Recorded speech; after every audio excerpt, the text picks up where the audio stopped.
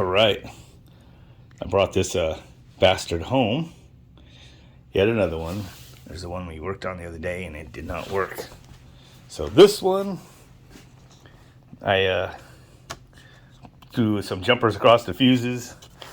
I'd already taken off the all the shorted MOVs, partially shorted. I had connectivity, you know, between the poles there until I broke them out.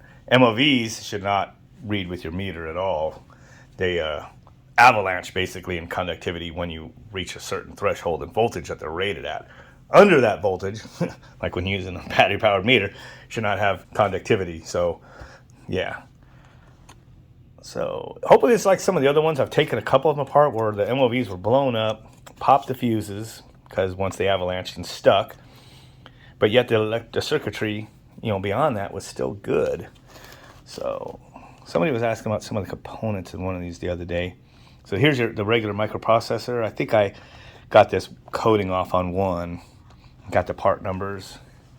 If I'm up to it, maybe I'll throw some of that up on the screen. But this is the microprocessor of the whole works. And then each one of these is gate drivers, you know, for each of the inputs. Got your high-low for each pair of IGBTs. And I've seen this like a device. I don't know if that might be another fuse. It's coated in there, or it just might be a just big, like real low resistance resistor, high wattage one or something. But one of the first ones I took apart that was exploded. Anyway, the other side I already showed in pictures today. Maybe I'll throw it up on screen. It doesn't look bad at all on that side. So I'm going to go ahead and put this together and see if it'll work. Okay. Got another motor here. Just brought this one home. I might insert this towards the beginning of the video before we take this one apart and find out what's wrong with it and if it can be fixed. So here is another one. I already took it apart, checked out the windings, checked out the components, and let's go ahead and bring that into the bench meter so we can just kind of do that on video. Go over at the bench meter, put that in resistance. Previously in a video, you've seen me take one of these apart and saw the permanent magnet motor that is in this snout. So these two right here is your internal protection. This is what I've always assumed, and it's reading closed. And then we have your three poles right here. I'm going to go to the windings. They all should be pretty even. Of course, if you wiggle this thing, you'll induce a voltage. The magnets passing across the winding. So 10.8, put that in there. 10.8, shaking the motor a little bit. 10.8. Like I said, if you move the motor, it makes a voltage, so gotta have it still. But anyway, perfect. And so this here, for the diodes, I couldn't read through this terminal, so I imagine the trace is burnt down there. But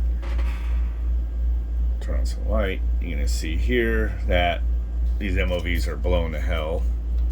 Side covers are split right open, so they seem to intermittently conduct sometimes when they avalanche like that, and then that's when they pop the fuse, and then they're done. So as I said, some units, like even like I've blown up like MOVs in an ECM before, where my DC voltage going into it was a little high because it wasn't on my solar, because it's 330 volts nominal, those 11 panels in series, and then times 2, 11S 2P. But unloaded, that the voltage, you know, goes up a bit. So it was probably more like 360 or 370 or whatever it is, maybe even higher when it's unloaded, closer to 400, I don't know. And I think when I look on here on this inverter panel, I think I usually see about 360 something when it's not charging batteries, not using any power, and it's got good sun on it. And sometimes that could exceed your MOV rating if the tolerances are pretty tight. And I put them right into an ECM motor, and it went boom, and it blew up the MOVs. And the reason I know it blew up the MOVs is without even taking it apart. First of all, I was able to shake it, and I can hear it rattling around in there. Second, the ECM continued to work after that. Never had any issues. So MOVs are just simply placed in parallel across every possibility of your power. So line to line and line to ground usually. There's this 3 in right here, so they just go line to line. And then I think this one here is line to line, haven't really examined it, how it's exactly going, but it's a big one. I assumed it was on the DC side. And then there's one right here. It seems to be, I think that's one. This is going to come into play in a second. So all I do is just bust these out. Hopefully this is in camera view. I'm trying to get the camera where we can see stuff. So now they're out. I can see down in here. No.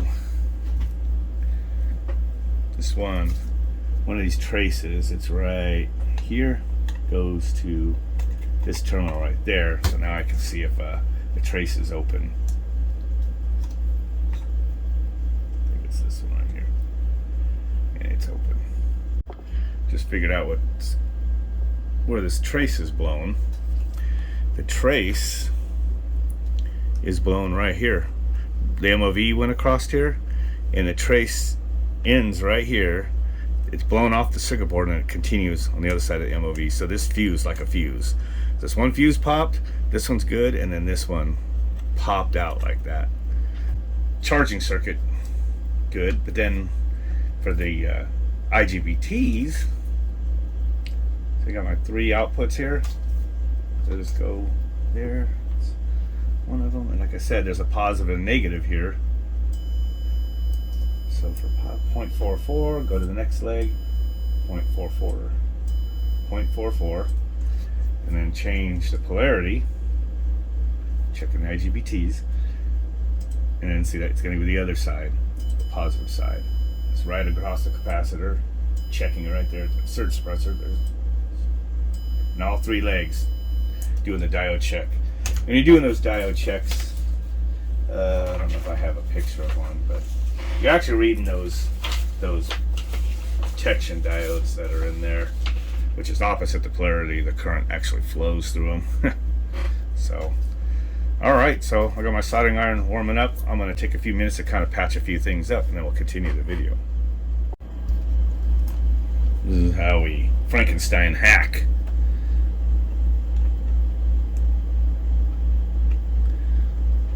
Some flux on there.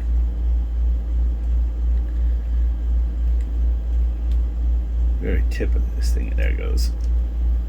Just kind of getting the solder already on the copper. And probably just take those ends of cut off ends of resistors and whatnot that I keep. Let's make like a little splint joint here.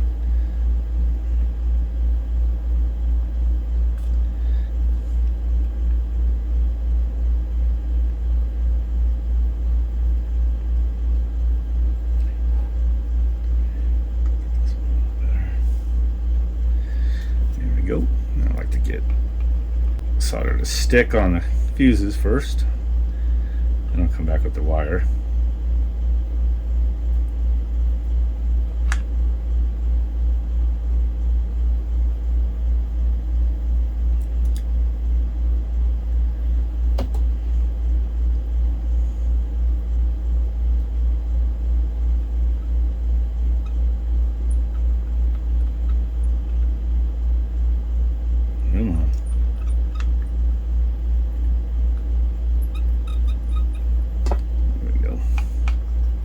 Hits a certain temperature and it just sticks. This is not copper, probably steel or something. It's probably not regular steel, but the shit they use in electronics to that they make connectors out of.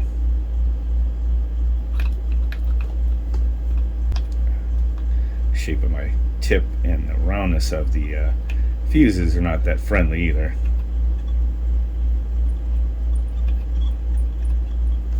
There we go. Actually, I didn't need to do that bottom one, did I? because it's that fuse is actually still good. It's this one that's open. This one's good. Only need one. I didn't put any flux on this damn wire, but I haven't been having any issues with it.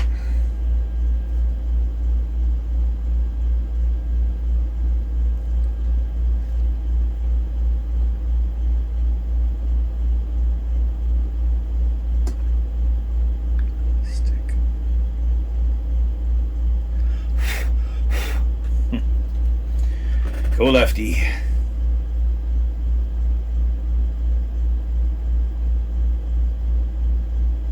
That fuse hot there, so the solder sticks. There we go. Should be it. Alright, check the diode check. 4.9, 4.9, 4.9. And it should be working there, so we're going to switch the polarity. 4.9.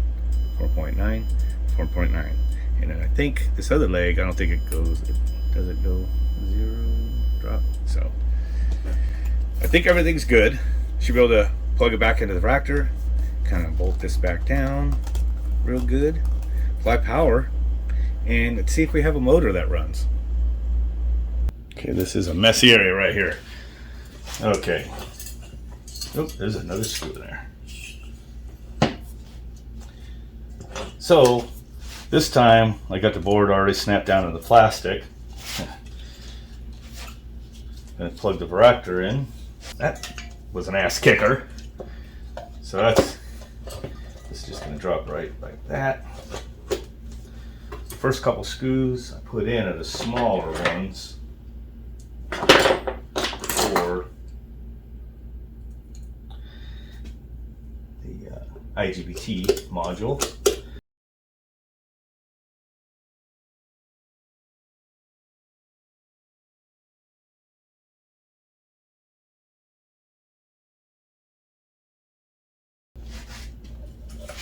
Nice little visual.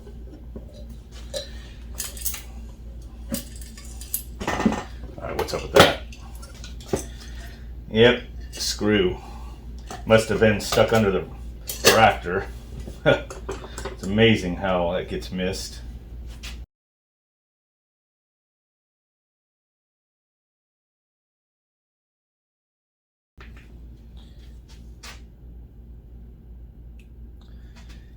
This is the one. The first one we got running.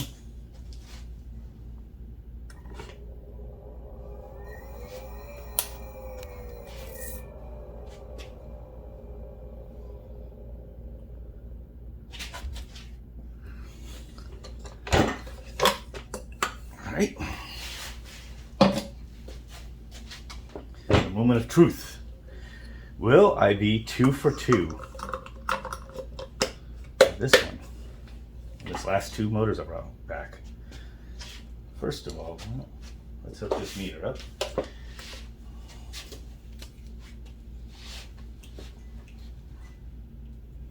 We'll see if it's got 10 volts. White.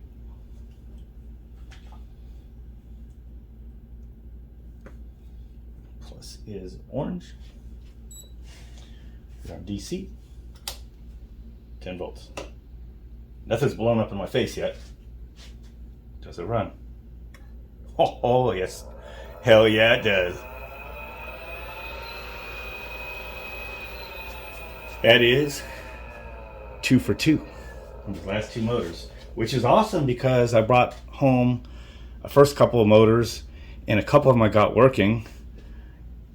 Actually, without taking some of them apart, they just worked, and I think I might have put in the DC voltage. I don't know, it might have like fused the rest of it. No, actually the fuses would have been popped. I don't know. I think I just found a couple that people misdiagnosed maybe. And then I started bringing home some of them. But then some of those motors didn't work, and I kind of threw them aside. And then I started taking apart, and that's when I found that, the varistors and the broken popped fuses. And then I brought home some more, and then got like one working and like two or so didn't. And then I brought home the one I just took off of here yesterday, got it going, brought home this one today, and we just now got it working. Alright, maybe we'll get this done. I just took this in there and kind of fabricated up a nice end on it. Again, white is negative, gray is signal, orange is your 10 volts. Plug this back in. We're back on the regular snout. Going to 120 volt AC input, just like we were doing already. But instead of using jumpers, we get to use this. Just plug this in.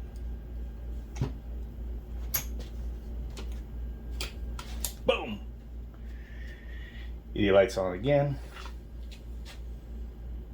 Halfway, there she goes.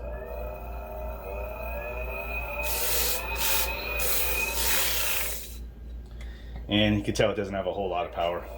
I do notice that on my 460 volt ones that using the voltage tripler, I'm into the low range that's acceptable for the controller.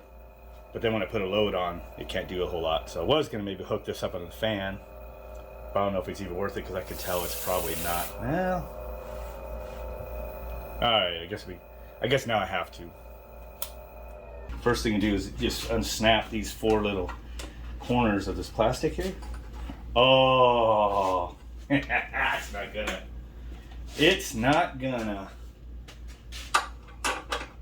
I have a couple extra screws to take out. It's only gonna. All right, line up. So once you get those 6 screws, let's just say out, this comes up. Learned the hard way though, and it just did it. Dropped one of the screws. You kind of need to get the screws out before you take this all the way up or you'll lose them. In fact, this one screw right here is the wrong screw. I put one of those Torx headed ones in there. Then after I put it all back together, I found the missing screw on the floor. So that screw probably fell down in there. Oh, it's right here. So they're 5/16 machine thread. Make sure this is still recording. 4 screws right here. 1, 2, and drop out. Usually you have this on a flat surface. And drop this just over the motor. Got this little rubber here. There it is. So we're taking out the 230 volt motor. And I'm putting in the 460. So I need to clock this. This tab lines up with this notch. And once everybody gets done bitching, about, the supply for the motors, and time goes on and you guys learn how to diagnose these motors, you're going to come to love these motors, and you're not going to complain because you will not miss belt drives. Not going to miss changing the belts, belt slipping, having to adjust the belts, the noise, the vibrations of them, all the bad things that happen. Back up like that. Maybe when somebody drops one, it might not be. So you do have to line up these 6 holes. It's not so bad. You got to just look down there, push it down, and if you have a small Torx or something, you can just kind of line up the holes. Usually.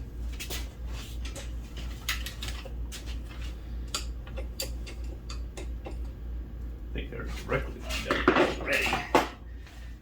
It usually works out a little easier than it looks. You could think it's gonna be hard, it's not. So you just kind of start a couple screws. There are these 2 machine screws. Does not seem to strip out like a lot of the other stuff. So this should go on this side here.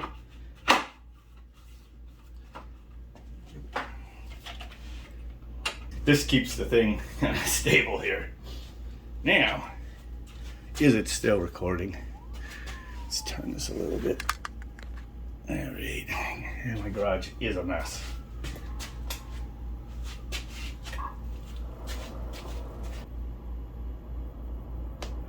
Turning my little potentiometer over here.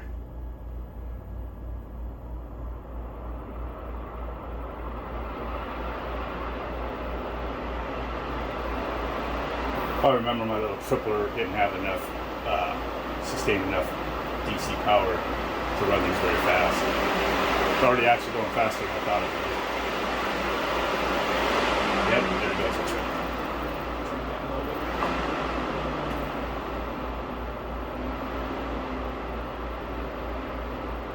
For it to steady out.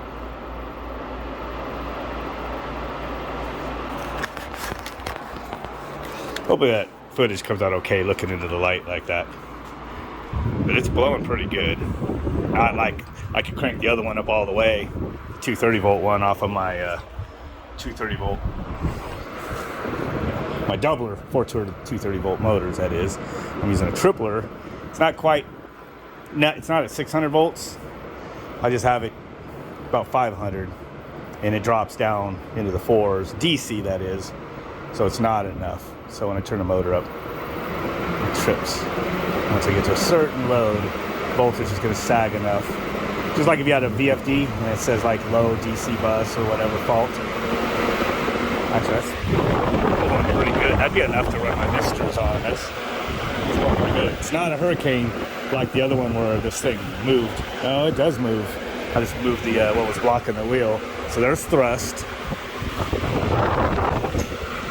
Well, it's actually got some resistance. It's moving the whole cart.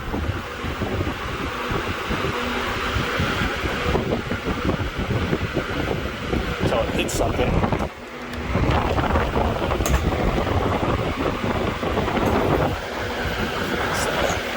Wheel chopped with that freaking cord again. Extension cords. There we go. Let's turn it up a little more here. I know I gotta be right close to all I could do. Yeah, it's a little faster.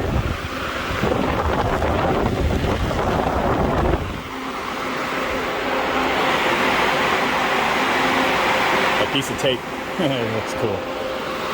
Again, this is ultimately running off of 120 volt power supply. I could plug this into my solar inverter in there. Run this thing off of that.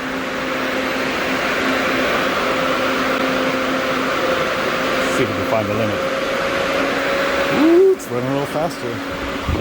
It's going a little harder. Unshock the wheels.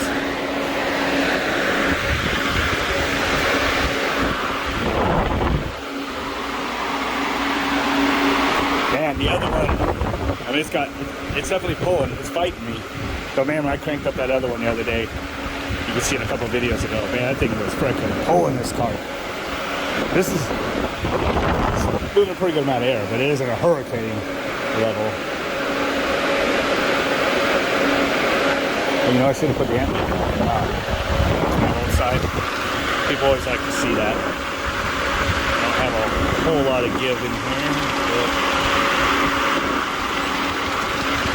3.5 on the 120 volt side. Of course, you got quick little pulses at the top of the, rectified voltage in there. Tip of the peaks of the sine wave. All short little time for it to pass current. This reads it pretty good because this is made for VFDs and everything. Oh, it's maxed out. Huh. I snuck up on it. I bet you if I could check the DC bus, it's probably 450 or something. Remember, you're at 460 volts AC, your nominal DC bus is about 600. So when you're speaking DC voltages, 450 is low, but it's kind of there.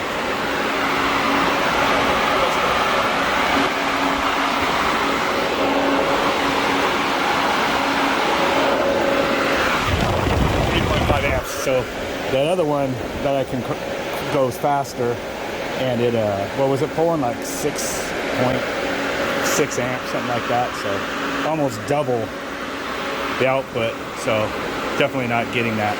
If I had true full voltage into this, it'd probably have more speed. That's probably just all I can do right now.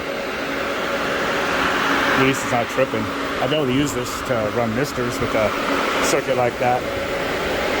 Maybe someday I could build a buck boost one. Whoever can master that with some smallest possible toys or something.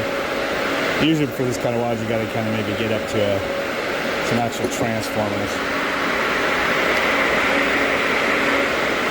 Oh. I just plugged an extension cord into my solar inverter in there. So I can, just for shits and giggles, we could say that we're running this off of my solar power. So plug that in.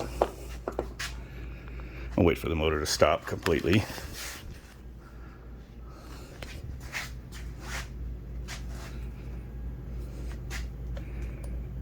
Turn it on again. A little surge there.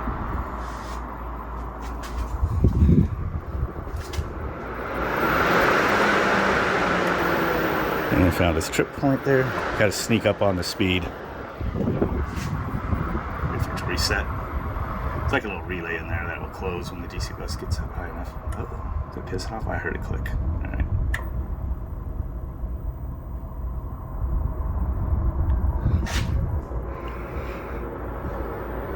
Sneak it up.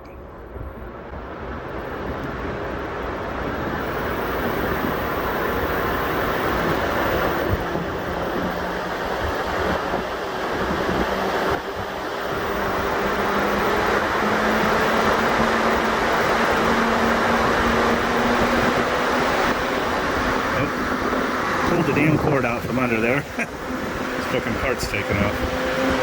Oh, went too fast there. Come on.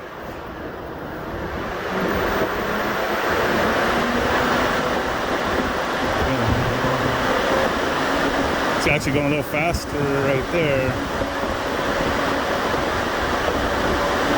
4 amps. That's weird. Running off my inverter this time. Cranked. 4.1. So it's plugged into this. Running off of that. 55 volts, because that was, sun's down now, but this is fully charged. So this thing right now is running a high wall, the AC outside, overheating my water tank now from my AC running so much. See what the output is. Only 1.3 kilowatts. Slide is always like 100 watts of that. So but the light and everything is usually about 1,000. So it's probably pulling. And I don't know if this fridge is kicked on right now or not. I do, but I got these monitors all on. I was running the computer in here. That might drop it a little bit when those TVs kick all the way off. But it's 200 or so watts to run that fan. 200-300 watts, and it's black. It's pushing air all the way into here. Oh, just kicked that up a degree while I was looking there. It's warming it up. This has been running to cool it down. It's normally set for, 86 or 88, depends on when. I think 88 overnight and 86 during the day. And if I come in here, I just kick it down like I did when I came in here to solder. So these lithium-ion batteries, 20 kilowatt hours, is running, everything in here right now. It's running this, so that's 48 volt DC batteries in there, 120 volt inverter, voltage tripler to DC, and running a 460 volt rated motor. I can't like crank it, can't speed it up too fast, but it did creep up to the 10 volt adjustment, so it's not tripping. Anyway, I'm just rambling on now, but you got to see 2 for 2 motors. 2 for 2 got running.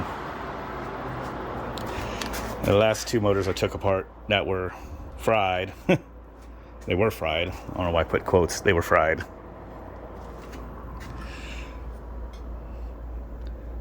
So that one works. That's the one I've had. That's a 230. That's the one that rips, man. That thing rips in here. That one's the one I got going yesterday, and this one's the one I got going today. That is full of awesome. So I don't know, doing it just to do it. It's pretty cool just to kind of explore the electronics inside. Turn this off. Lots of fun. So it's cool. So I don't know how many more I'll start messing with. I probably won't will only seek out the single phase ones now, or in the 3-phase 230s. I got enough of the 460s now to play with. So I'll get some more of the other ones as I come across them. But some of the next things I need to do is I need to come up with some sort of fixed power supply that I'm gonna mount on this jig. Anyway, better go. I think that's my daughter opening the door again. She's probably asking, what's for dinner? She should be in there asking her mama what's for dinner, not me. Dinner. The only thing I do is fix things or let the smoke out. Dishes and dinner. Got enough females for that, right? All right, we better end the video there. Don't forget to like and subscribe, share, comment, all that kind of stuff. Catch you guys later.